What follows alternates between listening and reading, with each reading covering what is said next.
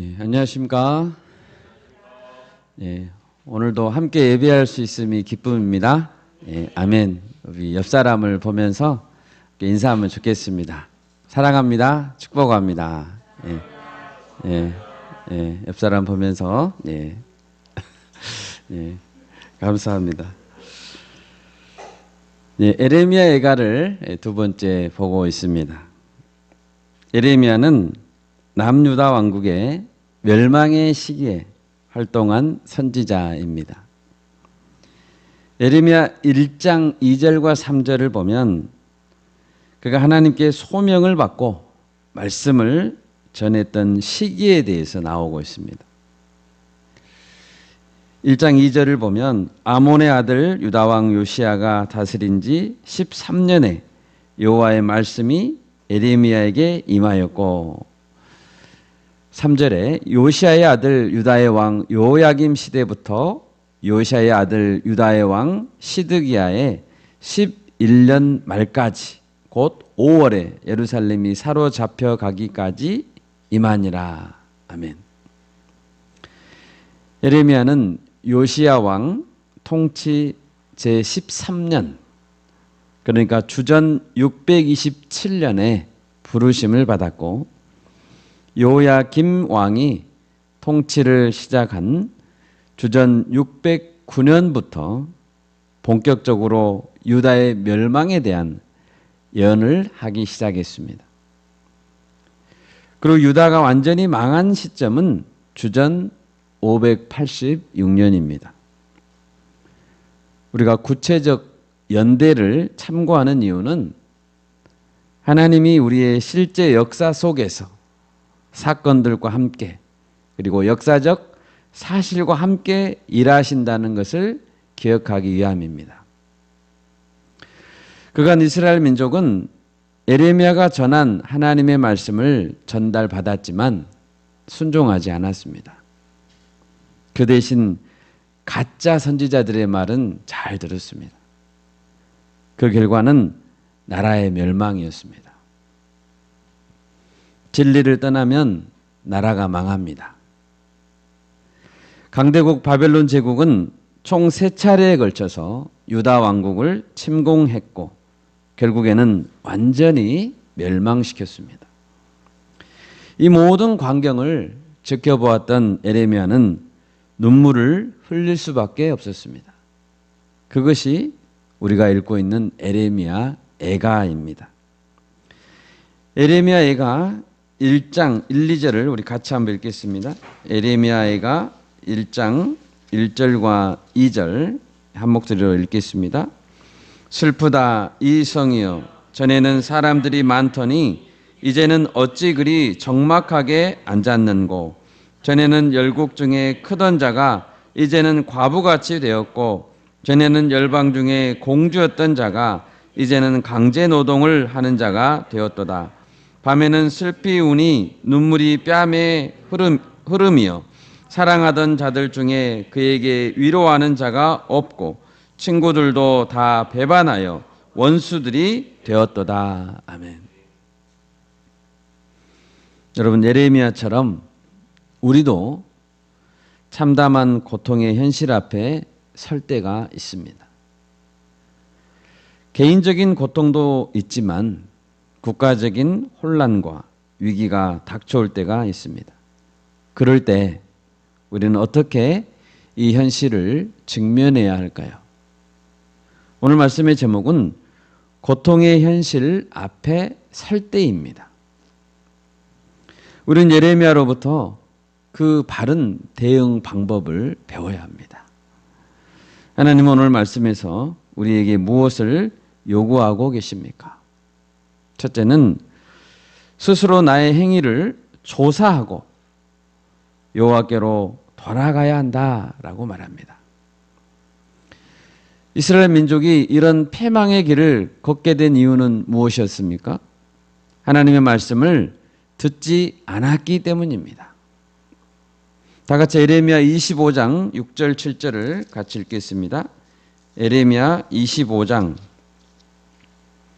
6절 7절 한 목소리로 읽겠습니다.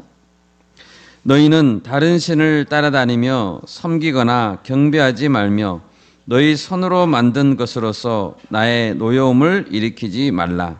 그리하면 내가 너희를 해하지 아니하리라 하였으나 너희가 내 말을 순종하지 아니하고 너희 손으로 만든 것으로서 나의 노여움을 일으켜 스스로 해하였느니라. 여호와의 말씀이니라. 아멘. 예배에 문제가 생긴 것입니다. 그들은 하나님을 바르게 예배하지 않았습니다. 겉으로 보면 하나님께 예배하는 것 같았지만 다른 신도 같이 섬겼고 스스로 온전한 예배를 무너뜨렸습니다. 여러분, 하나님은 자기 백성들이 예배하지 않을 때 그냥 놔두지 않습니다. 이제 예레미야는 어떻게 기도하고 있습니까? 본문 40절을 보십시오. 우리가 스스로 우리의 행위들을 조사하고 여호와께로 돌아가자. 스스로 말씀을 어기고 해하였다면 이제는 스스로 자신의 행위를 조사하고 여호와께로 돌아가야 합니다. 다른 방법은 없습니다. 바른 예배를 대체시킬 수 있는 다른 방법은 없습니다. 하나님 앞에서 성경대로 철저히 회개하고 오직 성경대로 하나님 한 분을 섬기는 방법 외에는 다른 방법이 없습니다. 요한계시록에 보면 예수님께서 7교회에게 편지를 보냈습니다. 이 중에서 에베소 교회에게 보낸 편지는 우리 자신을 돌아보게 합니다. 에베소 교회는 여러 가지 장점을 가진 교회였습니다. 하나님을 위해 수고했고 악한 자들을 용납하지 않았고 견뎠고 열심을 다해 섬겼습니다. 많은 것들을 아주 잘했습니다. 그러나 예수님은 한 가지 죄를 지적하십니다. 그것은 처음 사랑을 버렸다는 것이었습니다. 우리 다 같이 요한계시록 2장 4, 5절을 찾아보겠습니다. 요한계시록 2장 4절과 5절입니다. 요한계시록 2장 4절 5절 함께 읽습니다. 그러나 너를 책망할 것이 있나니 너의 처음 사랑을 버렸느니라. 그러므로 어디서 떨어졌는지를 생각하고 회개하여 처음 행위를 가지라. 만일 그리하지 아니하고 회개하지 아니하면 내가 네게 가서 네 촛대를 그 자리에서 옮기리라. 아멘. 에베소 교회는 자신들이 어디에서 떨어졌는지, 어디에서 추락했는지, 어디에서부터 잘못되었는지 철저히 조사하고 생각해 봐야 됩니다. 회개하고 처음 행위로 원점으로 돌아가야 됩니다. 그 방법밖에는 없습니다. 그냥 모른 척하며 덮어두고 어물쩍 넘어가서는 안 됩니다. 만일 그리하지 아니하고 회개하지 아니하면 예수님은 그들에게 주었던 촛대를 옮겨버리겠다라고 경고했습니다. 그리고 나중에 실제로 옮겨버리셨습니다. 여러분, 하나님은 어떻게 하면 이 나라, 이 땅을 고쳐주실까요? 하나님은 약속했습니다. 역대하 7장 14절입니다. 제가 읽겠습니다. 내 이름으로 일컫는 내 백성이 그들의 악한 길에서 떠나 스스로 낮추고 기도하여 내 얼굴을 찾으면 내가 하늘에서 듣고 그들의 죄를 사하고 그들의 땅을 고칠지라. 아멘. 아멘. 고통의 현실 앞에서 우리가 가져야 할 첫 번째 행위는 악한 길에서 떠나는 것이고 스스로를 낮추고 자신을 조사하고 돌이키는 것입니다. 그래야 비로소 하나님은 하늘에서 들으시기 시작하신다고 하셨습니다. 예레미야가 3장 44절입니다. 주께서 구름으로 자신을 가리사 기도가 상달되지 못하게 하시고, 만일 하나님과의 관계를 다시 정비하고 회개하는 과정이 없으면 하나님은 기도를 들으시지 않으십니다. 둘째로 우리는 깊은 구덩이 안에서도 주님을 불러야 합니다. 깊은 구덩이에 빠져 있어서도 주님의 이름을 불러야 하는 것입니다. 55절, 56절을 보십시오. 예레미야는 과거 심히 깊은 구덩이에 갇힌 적이 있었습니다. 그때 그는 주의 이름을 불렀습니다. 유다의 고관들은 왕을 부추겨서 예레미야를 죽이고자 했습니다. 왕은 간신들의 말을 들었고 예레미야는 구덩이에 던져졌습니다. 줄로 몸을 달아서 내려야 할 정도로 깊은 구덩이에 던져졌습니다. 예레미야는 그 구덩이 안에서 주의 이름을 부르며 기도했습니다. 왕궁의 내시였던 구스 사람 에벳 멜렉은 시드기야 왕에게 예레미야를 죽이면 안 됩니다 라고 직언했습니다. 만약 그의 중재가 없었다면 예레미야는 구덩이 안에서 굶어 죽었을 것입니다. 구스 지역이라는 그곳은 지금의 아프리카 에티오피아 또는 수단 근처일 것으로 보입니다.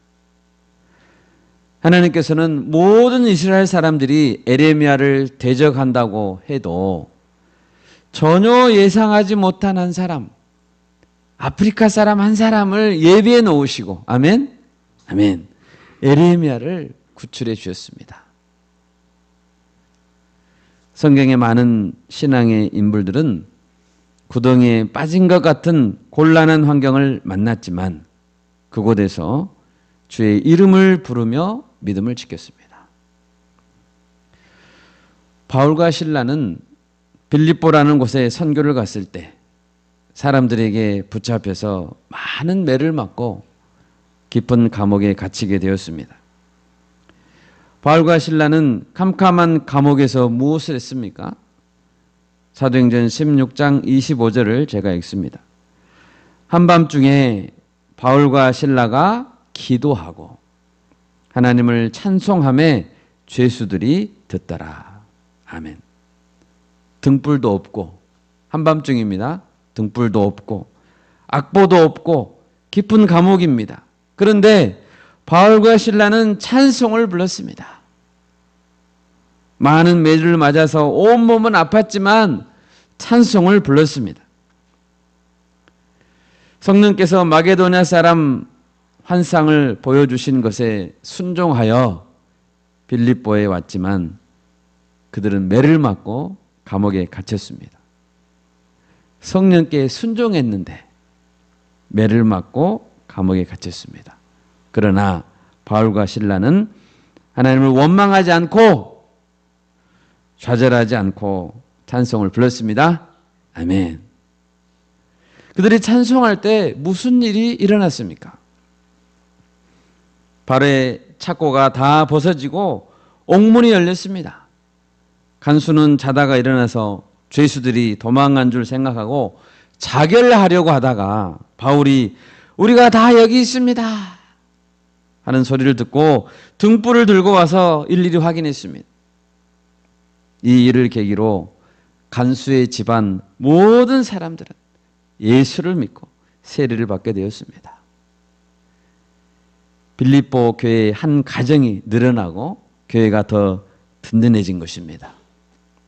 여러분, 구덩이에 갇힌 것 같은 곤란한 환경, 그런 환경은 오히려 교회를 더 튼튼히 세우는 기회가 될 수 있습니다. 네, 아멘. 감옥 밖으로 벗어나면 바울은 사방을 다니면서 복음을 전했습니다. 그리고 감옥에 갇히게 되면 그곳에서 놀지 않고 편지를 써서 사방으로 편지를 보냈습니다. 감옥 안에서 쓴 편지들이 에베소서, 빌립보서, 골로새서, 필레몬서입니다. 얼마나 이 편지들이 오늘날 우리에게 큰 유익을 주고 있습니까? 감옥에 갇혀 있어도 좌절하지 맙시다. 아멘. 다니엘은 바벨론의 포로로 끌려갔습니다. 그는 바벨론이 유다를 첫 번째로 침공했을 때 친구들과 함께 잡혀갔습니다. 바벨론에서 총리가 된 그는 바벨론이 망하고 페르시아가 세워졌는데도 총리가 됐습니다. 다니엘을 시기하는 페르시아의 고관들은 한 금령을 만들어서 왕에게 도장을 찍도록 했습니다. 그 금령은 30일간, 한 달간 왕 외에 어떤 신에게나 어떤 사람에게 무엇을 구하면 사자굴에 던져넣는다라는 금령이었습니다. 다니엘은 평소에 날마다 하나님께 기도하던 자였습니다. 그 기도를 멈출 수 없다는 것을 잘 알고 있는 고관들은 다니엘을 죽이고자 한 것이었죠. 그러면 다니엘은 왕의 조서에 도장이 찍힌 것을 알고도 어떻게 행동했습니까? 다니엘 6장 10절을 제가 읽습니다. 다니엘이 이 조서에 왕의 도장이 찍힌 것을 알고도 자기 집에 돌아가서는 윗방에 올라가 예루살렘으로 향한 창문을 열고 전에 하던 대로 하루 3번씩 무릎을 꿇고 기도하며 그의 하나님께 감사하였더라. 아멘. 감사했습니다. 그 당시 왕의 명령은 곧 법이었죠. 다니엘은 하나님께 기도하면 죽는다라는 서슬퍼런 법이 있는 줄 알았지만 기도를 멈추지 않았습니다. 늘 하던 대로 창문을 활짝 열었습니다. 지하실에 들어가서 기도하지 않고 한 달간 윗방으로 올라갔습니다. 늘 하던 대로. 그리고 창문을 열었습니다. 기도 소리가 밖에서도 다 들렸겠죠. 국법에 따라 다니엘은 사자굴에 던져졌습니다. 물론 사자굴 안에서도 하루 3번씩 기도했겠죠. 기도하던 다니엘을 사자들은 죽일 수 없었습니다. 여러분, 하나님은 예루살렘에만 계신 것이 아닙니다. 예루살렘에서 멀리 떨어진 바벨론 한가운데도 계셨고, 제국이 바뀌어서 페르시아가 들어섰는데도 동일하게 계셨고, 사자굴 안에서도 하나님은 계셨습니다. 아멘. 여러분, 우리는 언제 어디서든 특히 깊은 구덩이에 빠졌을 때 더욱 기도해야 됩니다. 창세기의 요셉이란 사람은 어떻습니까? 요셉은 형들에게 미움을 받고 노예 상인에게 팔렸습니다. 억울한 누명을 쓰고 감옥에 갇히기까지 했습니다. 이런 비극적인 운명의 상황 속에서도 요셉이 놓지 않는 것은 여호와 하나님께서 지금 나를 보고 있다는 사실이었습니다. 그는 유혹이 왔을 때 어떻게 말했습니까? 내가 어찌 이 큰 악을 행하여 하나님께 죄를 지으리까? 그는 나를 보고 있다는 하나님을 의식했기 때문에 그 유혹을 이겨낼 수 있었습니다. 요셉은 하나님께서 어떤 계획을 갖고 계신 줄 몰랐습니다. 모든 문들은 다 잠겨 있고 탈출구는 없어 보였습니다. 가족들에게서 버림받았고 모든 사람이 적들인 이방 땅에서 깊은 감옥에 갇혔다는 것은 곧 죽음을 의미했습니다. 그러나 요셉은 오직 하나님을 바라보고 하루하루를 견뎠습니다. 언젠가 하나님은 자신의 기도를 들어주실 것이라고 믿고 그는 믿음을 저버리지 않았습니다.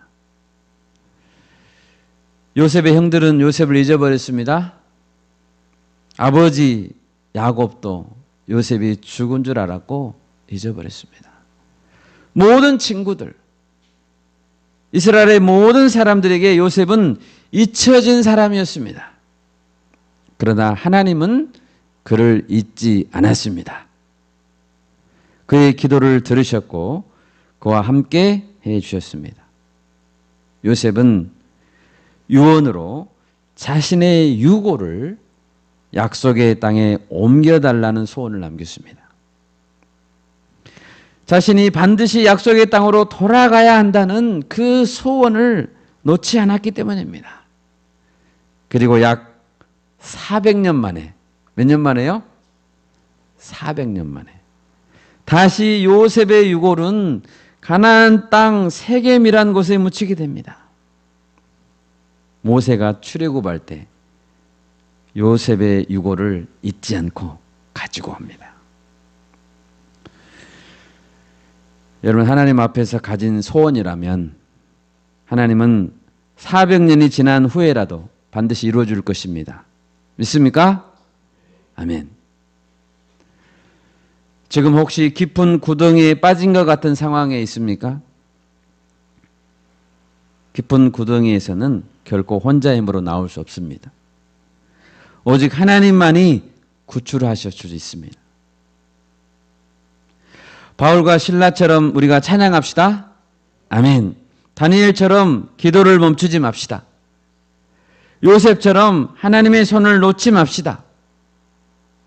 우리가 기도할 때 본문의 57절 말씀처럼 하나님께서 내게 가까이 하여 주시고 두려워하지 말라 말씀해 주실 것을 믿습니다. 마지막 셋째로 하나님의 구원과 공의의 심판을 믿고 기다려야 합니다. 에레미야는 어떻게 고통의 현실을 견딜 수 있었을까요? 58절을 보십시오. 주여, 주께서 내 심령의 원통함을 풀어주셨고 내 생명을 속량하셨나이다. 먼저 에레미야는 하나님께서 원통함을 풀어주시는 재판관이라고 믿었습니다. 에레미야 개인적으로도 원통함을 아뢰었던 경험이 있었습니다. 여러 사람이 모여서 자신을 죽이기 위해서 모의를 했었고 일어나서 때렸고 비방했습니다. 이러한 대적들의 공격은 실제 하는 위협이었고 실제 하는 공격이었습니다.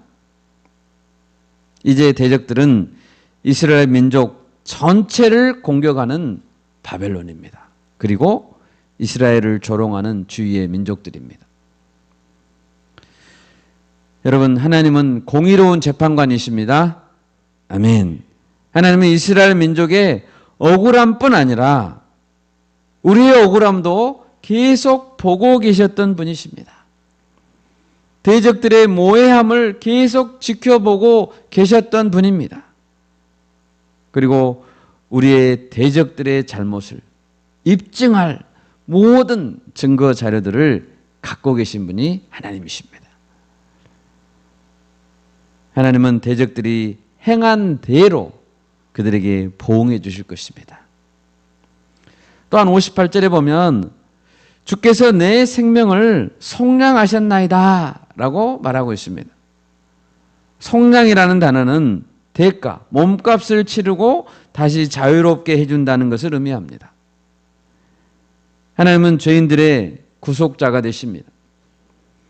생명을 되찾아오려면 생명을 드려야 하기 때문에 하나님이 주신 대가는 독생자 예수 그리스도의 생명이었습니다. 여러분, 우리가 고통의 현실 앞에 설 때 믿어야 할 것은 바로 이러한 사실입니다. 하나님은 우리의 최후의 심판자가 되신다는 사실, 그리고 하나님은 아들의 생명을 대신하여 우리를 속량하셨다는 사실, 이것을 믿는다면 우리는 어떤 어려움도 이길 수 있을 것입니다. 지금 억울한 일, 불의한 일을 당하고 계십니까? 이해할 수 없는 고통 중에 계십니까? 우리의 최후의 심판장 되시는 하나님을 붙듭시다. 아멘. 최후의 공정한 심판이 기다리고 있기 때문에 우리는 오늘의 억울함을 참을 수 있고 우리의 거룩함을 지킬 수 있고 사명의 자리를 묵묵히 지킬 수 있는 것입니다. 초대교회의 스데반 집사님은 억울하게 죽임을 당했습니다. 성경대로 복음을 전했던 그런 상황이었지만 듣던 자들이 이를 갈면서 덤벼들었습니다. 이때 스데반은 기도했습니다. 사도행전 7장 55, 56절입니다. 한번 찾아보겠습니다. 사도행전 7장 55, 56절입니다.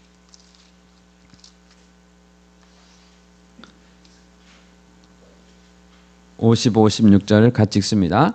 스데반이 성령 충만하여 하늘을 우러러 주목하여 하나님의 영광과 및 예수께서 하나님 우편에 서신 것을 보고 말하되 보라 하늘이 열리고 인자가 하나님 우편에 서신 것을 보노라 한데 아멘.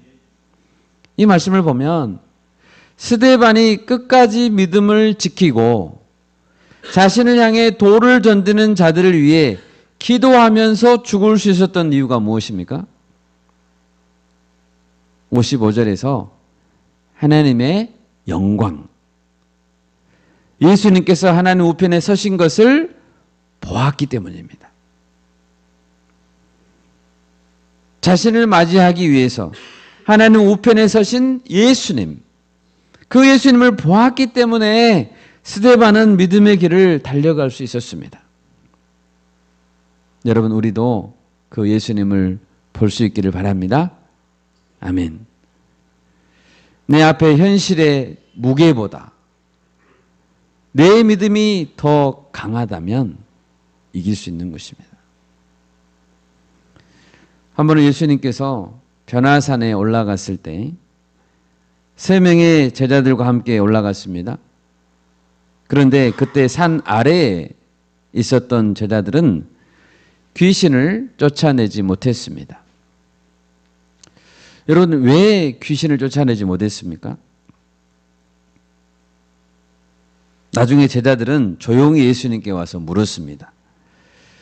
우리는 어찌하여 쫓아내지 못했습니까? 이때 예수님은 대답해 주셨습니다. 마태복음 17장 20절입니다. 제가 읽습니다. 이르시되 너희의 믿음이 작은 까닭이니라. 뭐라고요? 너희 믿음이 작은 까닭이라. 진실로 너희에게 이르노니 만일 너희에게 믿음이 겨자씨 하나만큼만 있어도 이 산을 명하여 여기서 저기로 옮겨지라 하면 옮겨질 것이요 또 너희가 못할 것이 없으리라. 여러분, 고통의 현실 앞에 내가 무너져 내리고 있다면 그 이유는 내 믿음이 작기 때문입니다. 어둠의 세력이 강하기 때문이 결코 아닙니다.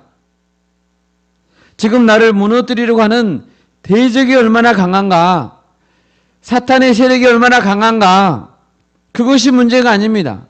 문제는 내 믿음이 겨자씨 하나만큼도 없기 때문입니다. 여러분, 겨자씨 하나는 얼마나 작습니까? 그런데 우리에게 그 정도의 믿음도 없다는 것이죠. 그 정도의 믿음만 있더라도 능히 귀신을 쫓아낼 수 있다고 주님은 말씀하셨습니다.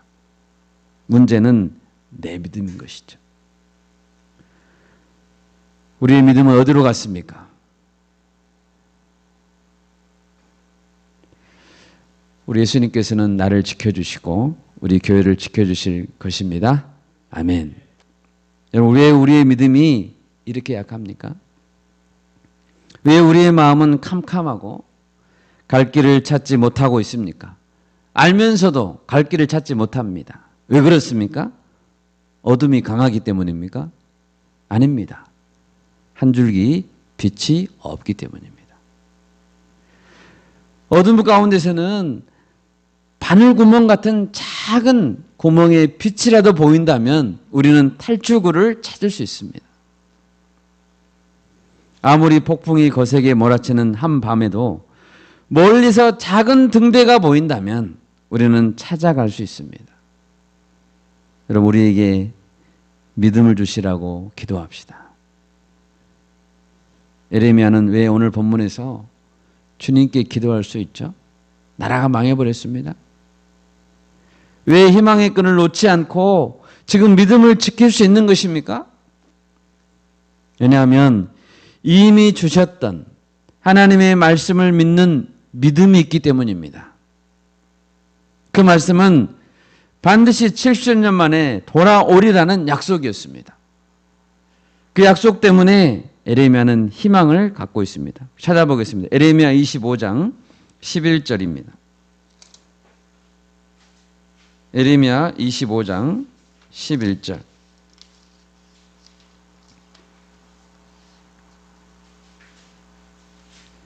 (11절에서) (13절) 말씀까지 우리 합독하겠습니다. 이 모든 땅이 폐허가 되어 놀랄 일이 될 것이며 이 민족들은 70년 동안 바벨론의 왕을 섬기리라. 여호와의 말씀이니라. 70년이 끝나면 내가 바벨론의 왕과 그의 나라와 갈대아인의 땅을 그 죄악으로 말미암아 벌하여 영원히 폐허가 되게 하되 내가 그 땅을 향하여 선언한 바 곧 에레미야가 모든 민족을 향하여 예언하고 이 책에 기록한 나의 모든 말을 그 땅에 임하게 하리라. 아멘. 하나님은 70년이라는 시간을 말씀해 주셨습니다. 물론 짧은 기간은 아니죠. 그리고 예루살렘은 3번에 걸친 침공으로 인해서 철저히 파괴됐습니다. 도저히 회복이 불가능한 것처럼 보였습니다. 또한 아수르 제국을 물리치고 강대국이 된 바벨론은 너무도 강해서 결코 70년 만에 무너질 것 같지 않아 보였습니다. 그러나 그 70년의 약속은 하나님께서 직접 말씀해 주신 것입니다. 아멘. 여호와의 말씀이니라. 70년이 끝나면 돌아오게 하겠다. 에레미야는 이스라엘의 귀환과 바벨론의 종말에 관한 이 말씀을 붙들었습니다. 이 말씀을 하나님은 실제로 성취하셨습니다. 바벨론은 에레미야에게 이 약속이 임한 때 주전 609년에서부터 70년 만인 주전 539년에 페르시아에게 멸망당했습니다. 여러분, 하나님은 에레미야에게 이 책에 기록한 나의 모든 말을 그 땅에 임하게 하리라 라고 말씀했습니다. 우리가 붙들어야 될 것은 성경에 기록된 하나님의 모든 말씀입니다. 에레미야에게 예언되었던 70년 후의 일과 같은 말씀이 이제 우리에게는 혹은 언젠가는 모르지만 다음 세대에게는 어떤 말씀일까요? 그것은 바로 반드시 예수님께서 다시 오신다는 말씀입니다. 여러분, 예수님께서 다시 오신다는 약속을 믿으십니까? 믿으십니까? 아멘. 사도행전의 이야기는 초대교회의 시작이고 폭발적인 세계 선교에 관한 이야기입니다. 이런 놀라운 교회의 부흥이 시작된 사도행전의 제1장에서는 예수님의 다시 오심을 분명하게 기록하고 있습니다. 사도행전 1장 6절에서 제자들은 예수님께 물었습니다. 언제 주께서 이스라엘 나라를 회복하실 것입니까? 에레미야의 관심과 똑같은 제자들의 최대의 관심사는 과연 언제 이스라엘 나라가 다시 일어설 것인가 였습니다. 예수님 말씀했습니다. 사도행전 1장 7절과 8절 우리 같이 읽겠습니다. 사도행전 1장 7절과 8절입니다. 같이 읽습니다. 이르시되 때와 시기는 아버지께서 자기의 권한에 두셨으니 너희가 알 바 아니요 오직 너희에게 성령이 임하시면 너희가 권능을 받고 예루살렘과 온 유대와 사마리아와 땅 끝까지 이르러 내 증인이 되리라 하시니라. 아멘. 제자들은 물었습니다. 언제 주께서 이스라엘 나라를 회복하십니까? 때와 시기는 너희가 알 바 아니다. 이 말은 그날이 오지 않는다는 말이 아니고 반드시 오고 있다는 말씀입니다. 내일 올 수도 있습니다. 때와 시기는 아버지께 달려 있으니까요. 우리는 그 회복의 날이 오고 있다는 것을, 하루하루 오고 있다는 것을, 하루하루 더 짧아지고 있다는 것을 결코 잊어서는 안 됩니다. 그리고 우리가 힘써야 될 것이 있는데 그것은 온 세계 열방의 증인이 되는 것입니다. 여러분, 예수님이 이 땅에 오셔서 예수님이 가르쳐 주신 내용 중에 가장 많은 부분을 차지하는 것은 천국에 관한 이야기입니다. 여러분, 천국을 소망하십니까? 아멘. 예수님의 첫 번째 메시지는 회개하라, 천국이 가까이 왔느니라 했습니다. 여러분, 왜 우리가 회개해야 됩니까? 천국이 가까이 오고 있기 때문입니다. 제자들에게 명령하신 마지막 명령은 천국 복음을 전하라 했습니다. 복음서에서 예수님은 100번 이상 천국을 언급하고 있습니다. 예수님은 주기도문에서, 제자들에게 가르쳐주신 주기도문에서 나라가 임하시오며 라고 기도하라고 가르쳤습니다. 나라를 소망하게 했습니다. 신약성경에 매 39절 중 한 구절은 예수 그리스도께서 이 땅에 다시 오신다는 사실을 반복적으로 말하고 있습니다. 예수님께서 매우 강조하신 메시지 중에 하나는 내가 다시 오겠다라는 것이었습니다. 요한계시록에 보면 예수님은 새 하늘과 새 땅을 말씀하고 있습니다. 계시록 21장 3절입니다. 하나님의 장막이 사람들과 함께 있음에 하나님이 그들과 함께 계실 것이다. 계시록 21장 4절입니다. 모든 눈물을 그 눈에서 닦아주시니 다시는 사망이 없고 애통하는 것이나 곡하는 것이나 아픈 것이 다시 있지 아니하리니 처음 것들이 다 지나갔음이러라. 아멘. 예레미야의 눈물, 그리고 우리의 눈물이 닦여질 날이 오고 있다는 것입니다. 여러분, 그 나라는 반드시 옵니다. 우리가 그 나라를 바라보며 오늘 내게 주신 증인의 사명을 잘 감당합시다. 아멘. 말씀을 맺겠습니다. 여러분, 고통의 현실 앞에 서 있습니까? 예레미야는 예루살렘 성전이 불에 타고 성벽이 무너지고 동족들이 노예로 끌려가는 참담한 현실이었지만 그 안에서 진멸되지 않았습니다. 절규하였지만 무너지지 않았고 하나님께서 주신 그 자리를 지켰습니다. 예레미야는 어떻게, 무엇을 근거로 이런 믿음을 가질 수 있었을까요? 공의의 심판장 되시고 우리의 구속자가 되시는 그리스도를 신뢰함으로 이길 수 있었습니다. 우리도 예수님의 기록된 말씀을 근거로 좌절하지 맙시다. 아멘. 주님이 그토록 강조했던 천국 복음, 우리가 그것을 붙들고 좌절하지 맙시다. 우리의 인생은 결코 깊은 웅덩이에서 끝나지 않습니다. 아멘. 이 말씀을 붙들고 이번 한 주간도 승리하실 수 있기를 간절히 바랍니다. 아멘. 제가 기도하겠습니다.